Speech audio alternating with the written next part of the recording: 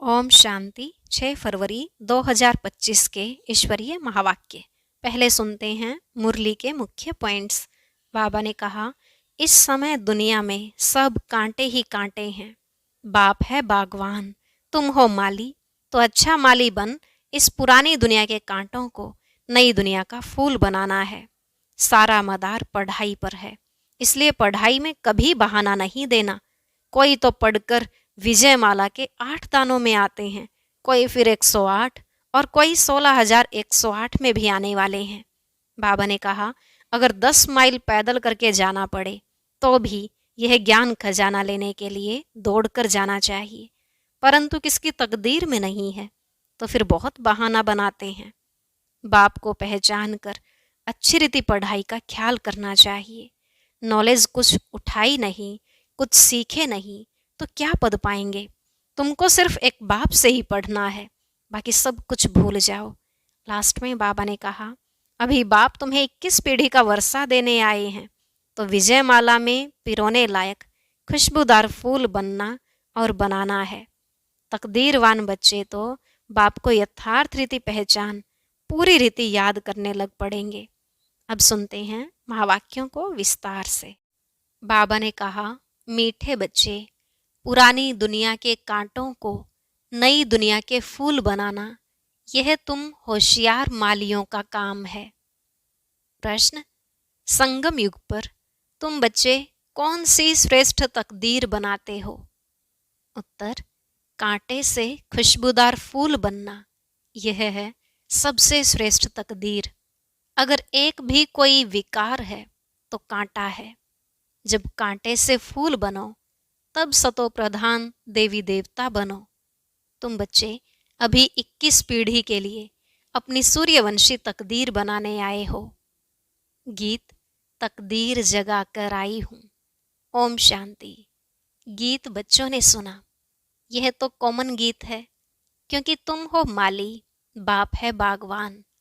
अब मालियों को कांटों से फूल बनाना है। यह अक्षर बहुत क्लियर है।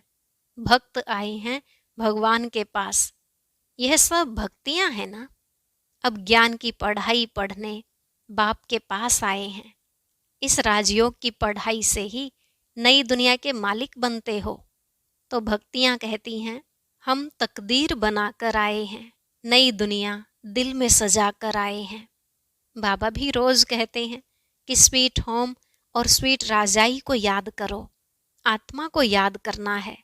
हर एक सेंटर पर कांटों से फूल बन रहे हैं। फूलों में भी नंबरवार होते हैं ना।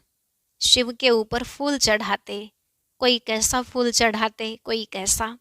गुलाब के फूल और अक फूल में रात दिन का फर्क है। यह भी बगीचा है। कोई मोतिये के फूल हैं, कोई चंपा के, कोई रत्न जोत हैं, कोई अक के भी हैं। बच्चे जानते हैं इस समय सब हैं कांटे। यह दुनिया ही कांटों का जंगल है। इनको बनाना है नई दुनिया के फूल। इस पुरानी दुनिया में है कांटे। तो गीत में भी कहते हैं, हम बाप के पास आए हैं पुरानी दुनिया के कांटे से नई दुनिया का फूल बनने। जो बाप नई दुनिया स्थापन कर रहे हैं, कांटे से फूल अर्थात देवी देवता बनना है। गीत का अर्थ कितना सहज है। हम आए हैं तकदीर जगाने नई दुनिया के लिए। नई दुनिया है सतयुग। कोई की सतो प्रधान तकदीर है, कोई की रजो तमो है। कोई सूर्यवंशी राजा बनते हैं, कोई प्रजा बनते हैं, कोई प्रजा के भी नौकर चाकर बनते हैं। यह नई दुनिया की राजाई स्थापन हो रही है।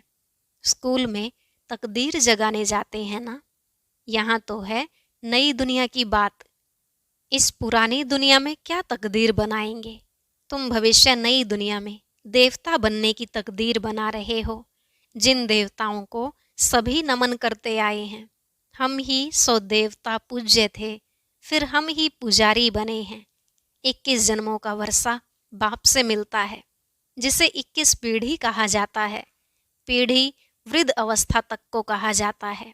बाप 21 पीढ़ी का वर्षा देते हैं, क्योंकि युवा अवस्था में व बचपन में बीच में अकाले मृत्यु कभी होता नहीं, इसलिए उनको कहा जाता है अमरलोक। यह है मृत्युलोक, रावण राज्य। यहाँ हर एक में विकारों की प्रवेशता है। जिसमें कोई एक भी विकार है तो कांटे हुए ना। बाप समझेंगे, माली रॉयल खुशबूदार फूल बनाना नहीं जानते हैं। माली अच्छा होगा तो अच्छे अच्छे फूल तैयार करेंगे। विजय माला में पिरोने लायक फूल चाहिए। देवताओं के पास अच्छे अच्छे फूल ले जाते हैं ना। समझो क्वीन एलिजाबेथ आती है तो एकदम फर्स्ट क्लास फूलों की माला बनाकर ले जाएंगे। यहाँ के मनुष्य तो हैं तमोप्रधान। शिव के मंदिर में भी जाते हैं, समझते हैं ये भगवान है। ब्रह्मा विष्णु शंकर को तो देवता कहते हैं, शिव को भगवान कहेंगे तो वह ऊंचते ऊंचा हुआ ना। अब शिव के लिए कहते हैं धतूरा खाता था, भांग पीता था, कितनी ग्लानि करते हैं। फूल भी अक के ले जाते हैं। अब ऐसा परम पिता परमात्मा उनके पास ले क्या जाते हैं। तमोप्रधान कांटों के पास तो फर्स्ट क्लास फूल ले जाते हैं। और शिव के मंदिर में क्या ले जाते हैं, दूध भी कैसा चढ़ाते हैं। 5% दूध, बाकी 95% पानी। भगवान के पास दूध कैसा चढ़ाना चाहिए जानते तो कुछ भी नहीं। अब तुम अच्छी रीति जानते हो, तुम्हारे में भी नंबरवार हैं जो अच्छा जानते हैं। उनको सेंटर का हेड बनाया जाता है। सब तो एक जैसे नहीं होते।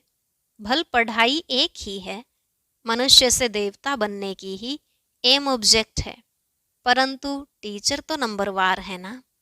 विजय माला में आने का मुख्य आधार है पढ़ाई। पढ़ाई तो एक ही होती है, उसमें पास तो नंबरवार होते हैं ना। सारा मदार पढ़ाई पर है। कोई तो विजय माला के 8 दानों में आते हैं, कोई 108 में, कोई 16,108 में। सिजरा बनाते हैं ना, जैसे झाड़ का भी सिजरा निकलता है। पहले पहले एक पत्ता, 2 पत्ते, फिर बढ़ते जाते हैं। यह भी झाड़ है। बिरादरी होती है, जैसे कृपलानी बिरादरी आदि आदि। वह सब हैं हद की बिरादरियां।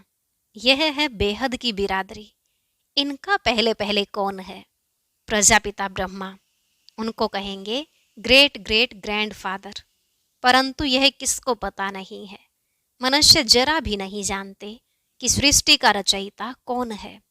बिल्कुल अहिल्या जैसे पत्थर बुद्धि हैं। ऐसे जब बन जाते हैं तभी बाप आते हैं। तुम यहाँ आए हो अहिल्या बुद्धि से पारस बुद्धि बनने, तो नॉलेज भी धारण करनी चाहिए ना। बाप को पहचानना चाहिए और पढ़ाई का ख्याल करना चाहिए।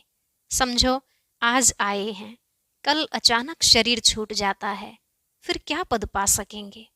नॉलेज तो कुछ भी उठाई नहीं, कुछ भी सीखे नहीं, तो क्या पद पाएंगे। दिन प्रतिदिन जो देरी से शरीर छोड़ते हैं उनको टाइम तो थोड़ा मिलता है, क्योंकि टाइम तो कम होता जाता है। उसमें जन्म ले क्या कर सकेंगे। हाँ, तुम्हारे से जो जाएंगे तो कोई अच्छे घर में जन्म लेंगे, संस्कार ले जाते हैं तो वह आत्मा झट जाग जाएगी, शिव बाबा को याद करने लगेगी। संस्कार ही नहीं पड़े हुए होंगे तो कुछ भी नहीं होगा। इसको बहुत महीनता से समझना होता है। माली अच्छे अच्छे फूलों को ले आते हैं तो उनकी महिमा भी गाई जाती है। फूल बनाना तो माली का काम है ना। ऐसे बहुत बच्चे हैं जिनको बाप को याद करना आता ही नहीं है। तकदीर के ऊपर है ना, तकदीर में नहीं है तो कुछ भी समझते नहीं। तकदीरवान बच्चे तो बाप को यथार्थ रीति पहचान कर उन्हें पूरी रीति याद करेंगे। बाप के साथ साथ नई दुनिया को भी याद करते रहेंगे। गीत में भी कहते हैं ना, हम नई दुनिया के लिए नई तकदीर बनाने के लिए आए हैं। 21 जन्म लिए बाप से राज्य भाग्य लेना है। इस नशे और खुशी में रहे तो ऐसे ऐसे गीत का अर्थ इशारे से समझ जाएं। स्कूल में भी कोई की तकदीर में नहीं होता है तो फेल हो पड़ते हैं। यह तो बहुत बड़ा इम्तिहान है। भगवान खुद बैठ पढ़ाते हैं। यह नॉलेज सभी धर्म वालों के लिए है। बाप कहते हैं अपने को आत्मा समझ मुझ बाप को याद करो। तुम जानते हो किसी भी देहधारी मनुष्य को भगवान कह नहीं सकते। ब्रह्मा विष्णु शंकर को भी भगवान नहीं कहेंगे, वह भी सूक्ष्म वतनवासी देवताएं हैं। यहाँ है मनुष्य, यहाँ देवताएं नहीं है। यह है मनुष्य लोक। यह लक्ष्मी नारायण आदि दैवी गुण वाले मनुष्य हैं, जिसको डीटिज्म कहा जाता है। सतयुग में सभी देवी देवता हैं। सूक्ष्म वतन में हैं ही ब्रह्मा विष्णु शंकर, गाते भी हैं ब्रह्मा देवताए नमः, विष्णु देवताए नमः, फिर कहेंगे शिव परमात्माए नमः। शिव को देवता नहीं कहेंगे और मनुष्य को फिर भगवान नहीं कह सकते। 3 फ्लोर है ना, हम हैं 3rd फ्लोर पर। सतयुग के जो दैवी गुण वाले मनुष्य हैं वही फिर आसुरी गुण वाले बन जाते हैं। माया का ग्रहण लगने से काले हो जाते हैं। जैसे चंद्रमा को भी ग्रहण लगता है ना, वह हैं हद की बातें, यह है बेहद की बात। बेहद का दिन और बेहद की रात है। गाते भी हैं ब्रह्मा का दिन और रात। तुमको अभी एक बाप से ही पढ़ना है, बाकी सब कुछ भूल जाना है। बाप द्वारा पढ़ने से तुम नई दुनिया के मालिक बनते हो। यह सच्ची सच्ची गीता पाठशाला है। पाठशाला में हमेशा नहीं रहते। मनुष्य समझते हैं भक्ति मार्ग भगवान से मिलने का मार्ग है। जितना बहुत भक्ति करेंगे तो भगवान राजी होगा और आकर फल देगा। यह सब बातें तुम ही अब समझते हो। भगवान एक है जो फल अभी दे रहे हैं। जो पहले पहले सूर्यवंशी पूज्य थे, उन्होंने ही सबसे जास्ती भक्ति की है, वही यहाँ आएंगे। तुमने ही पहले पहले शिव बाबा की अव्यभिचारी भक्ति की है, तो जरूर तुम ही पहले पहले भक्त ठहरे। फिर गिरते गिरते तमोप्रधान बन जाते हो। आधा कल्प तुमने भक्ति की है, इसलिए तुमको ही पहले ज्ञान देते हैं। तुम्हारे में भी नंबरवार हैं। तुम्हारी इस पढ़ाई में यह बहाना नहीं चल सकता कि हम दूर रहते हैं इसलिए रोज नहीं पढ़ सकते। कोई कहते हैं हम 10 माइल दूर रहते हैं। अरे, बाबा की याद में तुम 10 माइल भी पैदल करके जाओ तो कभी थकावट नहीं होगी। कितना बड़ा खजाना लेने जाते हो। तीर्थों पर मनुष्य दर्शन करने के लिए पैदल जाते हैं, कितना धक्का खाते हैं। यह तो एक ही शहर की बात है। बाप कहते हैं मैं इतना दूर से आया हूँ, तुम कहते हो घर 5 माइल दूर है। वाह, खजाना लेने के लिए तो दौड़ते आना चाहिए। अमरनाथ पर सिर्फ दर्शन करने के लिए कहाँ कहाँ से जाते हैं। यहाँ तो अमरनाथ बाबा स्वयं पढ़ाने आए हैं। तुमको विश्व का मालिक बनाने आया हूँ। तुम बहाना करते रहते हो। सवेरे अमृत वेले तो कोई भी आ सकते हैं। उस समय कोई डर नहीं है। कोई तुमको लूटेंगे भी नहीं। अगर कोई चीज जेवर आदि होंगे तो छीनेंगे। चोरों को चाहिए ही धन पदार्थ, परंतु किसकी तकदीर में नहीं है तो फिर बहाने बहुत बनाते हैं। पढ़ते नहीं तो अपना पद गवाते हैं। बाप आते भी भारत में हैं, भारत को ही स्वर्ग बनाते हैं। सेकंड में जीवन मुक्ति का रास्ता बताते हैं। परंतु कोई पुरुषार्थ भी करे ना, कदम ही नहीं उठाएंगे तो पहुंच कैसे सकेंगे। तुम बच्चे समझते हो कि यह है आत्माओं और परमात्मा का मेला। बाप के पास आए हैं स्वर्ग का वर्षा लेने। नई दुनिया की स्थापना हो रही है। स्थापना पूरी हुई और विनाश शुरू हो जाएगा। यह वही महाभारत की लड़ाई है ना।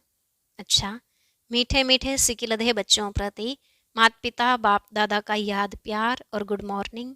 रूहानी बाप की रूहानी बच्चों को नमस्ते।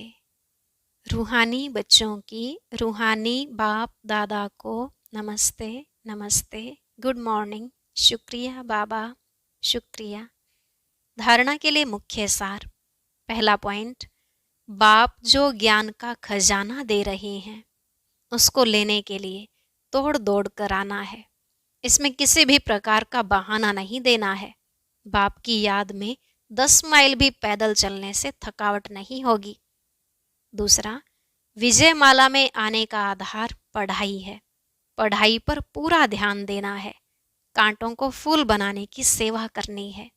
स्वीट होम और स्वीट राजाई को याद करना है। आज का वरदान, संगम युग के महत्व को जान, एक का अनगिनत बार रिटर्न प्राप्त करने वाले सर्व प्राप्ति संपन्न भव। संगम युग के महत्व को जान, एक का अनगिनत बार रिटर्न प्राप्त करने वाले सर्व प्राप्ति संपन्न भव। बाबा ने कहा, संगम युग पर बाप दादा का वायदा है, 1-2 लाख लो। जैसे सर्वश्रेष्ठ समय, सर्वश्रेष्ठ जन्म, सर्वश्रेष्ठ टाइटल इस समय के हैं, वैसे सर्व प्राप्तियों का अनुभव अभी ही होता है।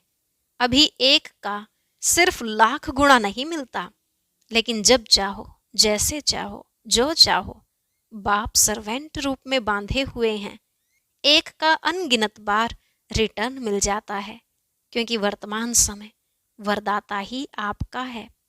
जब बीज आपके हाथ में है, तो बीज द्वारा जो चाहो वह सेकंड में लेकर सर्व प्राप्तियों से संपन्न बन सकते हो।